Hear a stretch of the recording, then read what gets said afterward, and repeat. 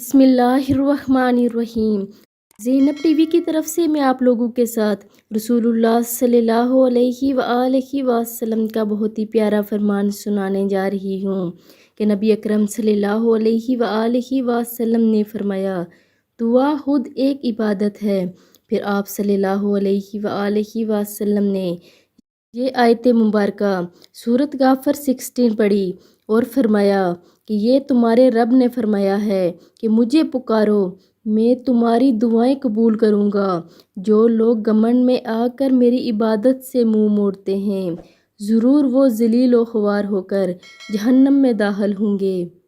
کیونکہ دعا بھی ایک عبادت ہے۔ جو انسان اللہ پاک سے دعا نہیں کرتا، اللہ عز و جل اس سے ناراضگی کا اظہار کرتے ہیں، کیونکہ دعا خود ایک عبادت ہے۔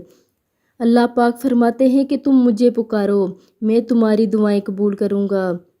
اور جو لوگ گھمنڈ میں آ کے یا یہ کہہ کر کہ میری دعا قبول نہیں ہوتی، دعا نہیں کرتے، تو وہ ذلیل و خوار ہو کر جہنم میں داخل ہو جائیں گے۔ آپ لوگوں نے اس ویڈیو کو آگے لازمی شیئر کرنا ہے۔ جزاک اللہ خیر۔